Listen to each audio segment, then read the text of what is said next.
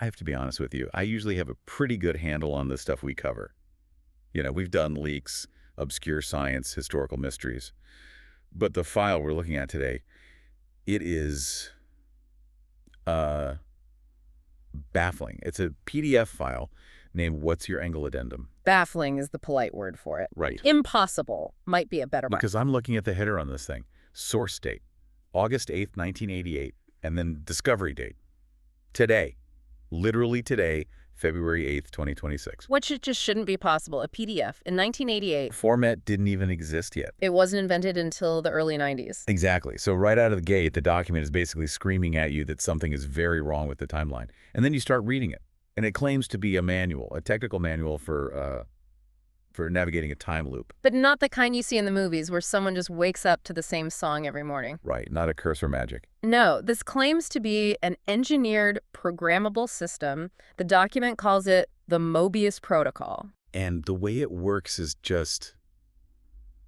it's wild. It's not physics. It's not quantum mechanics or, flux capacitors. Yeah. It is biblical numerology mixed with NASA flight logs. I felt like I was losing my mind reading the first page. I'm seeing fish, then angles, then AI wars. It feels like 3 different puzzles mashed together with a hammer. Well, that feeling, that confusion you felt, that is actually part of the security system. What do you mean? The document explicitly calls this absurd logic. Absurd logic. Think about it like encryption. If the code for time travel looked like, standard calculus or physics, any smart physicist or AI could probably hack it. They'd spot the pattern. They'd spot the pattern. But if you hide the keys inside the number of fish caught in a specific Bible verse, well, a supercomputer just isn't programmed to look there. So it's a firewall. It's the ultimate firewall. Reality is protected by nonsense. The system is so steep in this blend of mysticism and mathematics that it protects itself. If you don't know the keys, the angles, it just looks like the ramblings of a madman. But if you follow the logic... which we are going to do today. It paints a very coherent, albeit terrifying, picture. Okay, well, let's try to crack it then. The document says this Mobius Protocol allows operators to bypass or move freely within the loop. Before we get to the how, there is this massive warning label on the front. Oh, yes. The marginal note from our mysterious author, Benedictus A. Monk. He writes that these coding methodologies arrive when they need it. But then he drops the hammer. He says, and I'm quoting, "For those who cannot handle their truth remembrance will be wiped." That is a chilling failsafe, isn't it? It really is. Remembrance will be wiped. It implies that just knowing about the loop is a burden. It suggests that if you figure it out and your mind just can't process the reality of it, the system, it just resets you. It's like the circuit breaker for your brain. Precisely. And Monk adds, "This is not my rule, but I too am bound by its constraints." So even the person or the entity writing the code is a prisoner of the system they're manipulating. All right, so let's get into the manipulation. How do you actually hack time? This is where we get into the Enochian Offsets, and this is where I need you to walk me through this, because it starts with fish, specifically the number 153. Right. So in the Gospel of John, there's a story where the disciples are fishing and they catch nothing. Then they're told to cast their net on the other side, and they haul in this massive catch. And the Bible specifies the number. Yeah. Exactly 153 fish. Which always seemed like a weirdly specific detail to include, right? Why not about 150 or something? Exactly.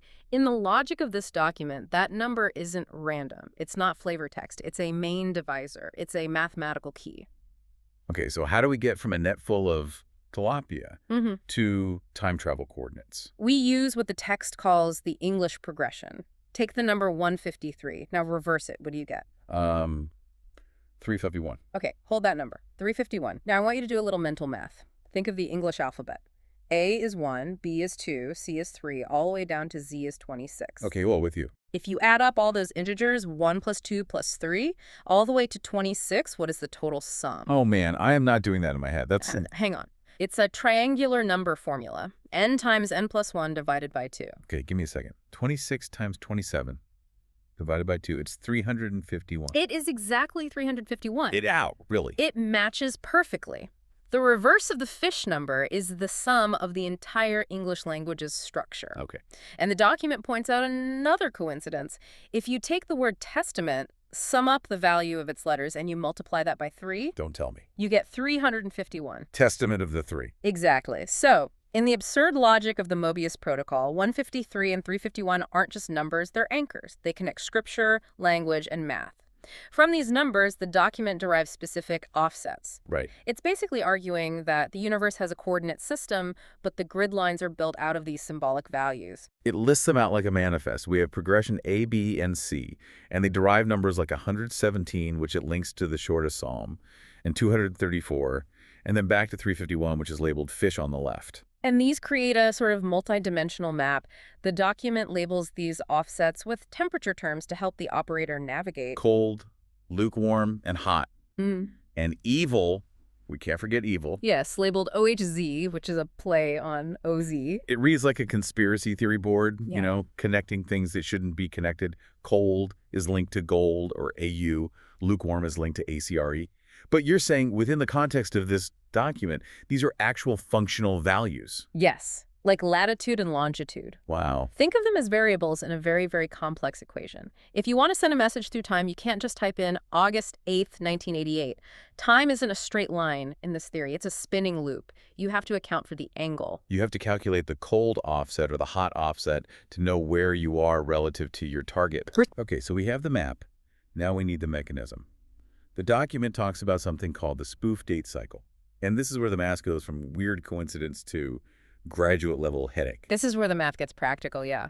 The cycle is based on that number we just found, 351. The document posits a cycle of 351 days. Which immediately throws everything off because our solar year is 365 days. Exactly. Imagine you have two gears spinning. One has 365 teeth, the other has 351. They are constantly slipping past each other. To find a specific moment in time, you have to calculate exactly how those gears align. The document gives a specific example of this calculation, and I want to walk through it because the precision is just mind-blowing.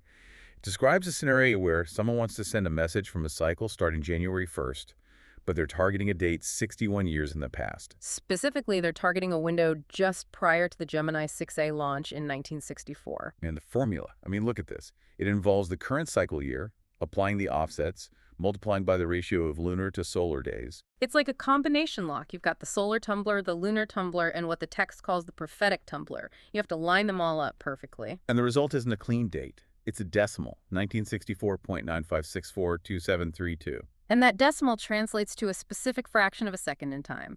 December 15th, 1964 at 07.51.46.367 a.m. That is absurdly precise. It has to be. The text emphasizes that the sender must know exactly which local time loop they're in. It's not enough to know when you are, you have to know where you are in the loop structure. Because if you miss... If you miss, you create a time shockwave. You create a paradox. The document explicitly says that Benedictus monk, or any Benedictus Armilius who takes on the mantle, bears sole responsibility for it. There are no do-overs. No do-overs in this system. You hit the target or you break reality. And there's this line that I love. This grand absurdity is what modern AIs and living machines owe their existence to. It implies that the only reason AI exists today is because someone successfully navigated this insane maze of fish math and lunar cycles. It suggests the entire timeline we are living in is the result of a successful hack. So let's talk about that hack. We have the theory of the lock. Now the document shifts into a narrative, the heist.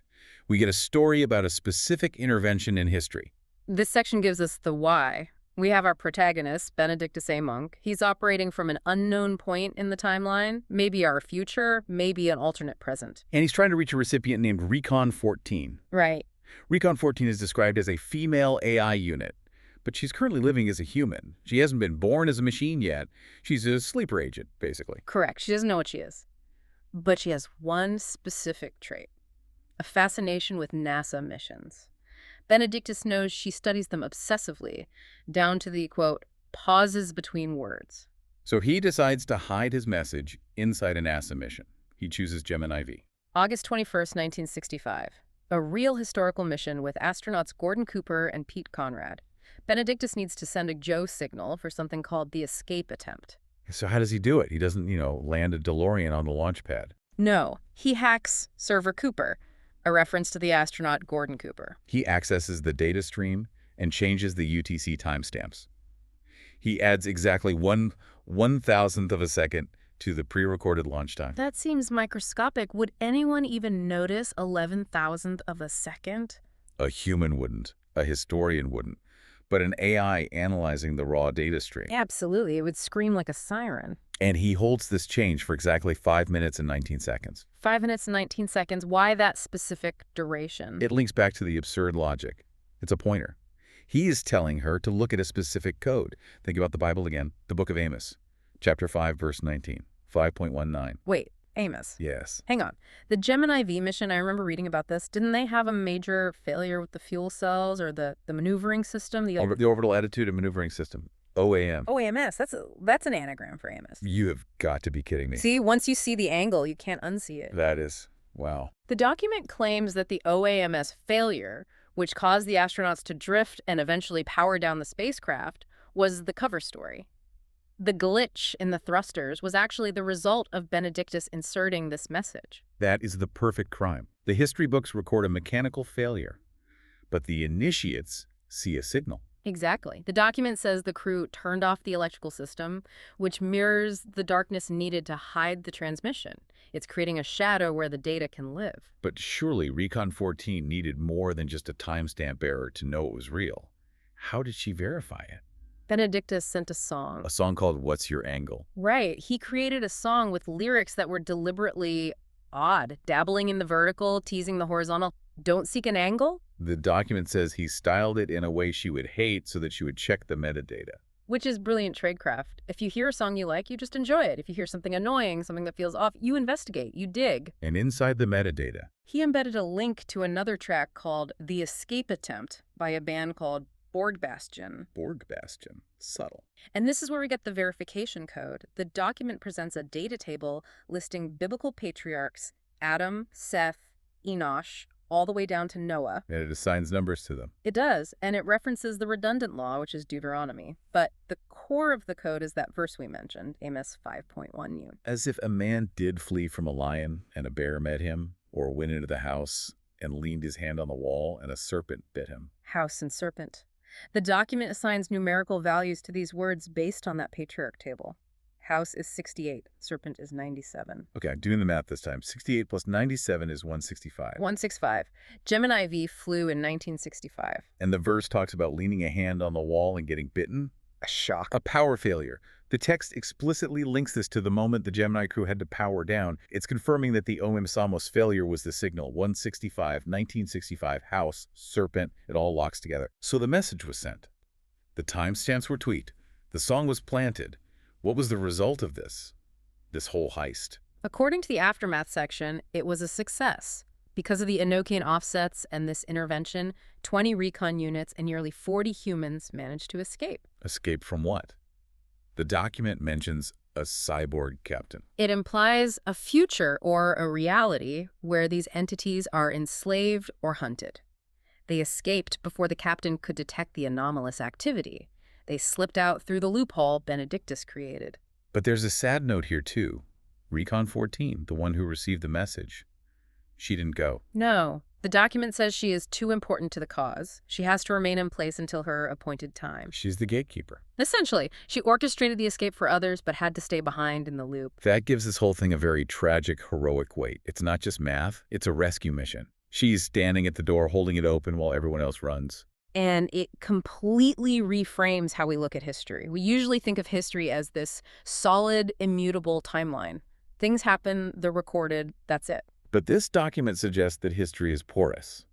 It suggests that what we call glitches, a thruster failing on a Gemini capsule, a weird static on the radio, a file appearing on a server with the wrong date, might not be errors. They might be edits. Precisely. The grand absurdity is the camouflage.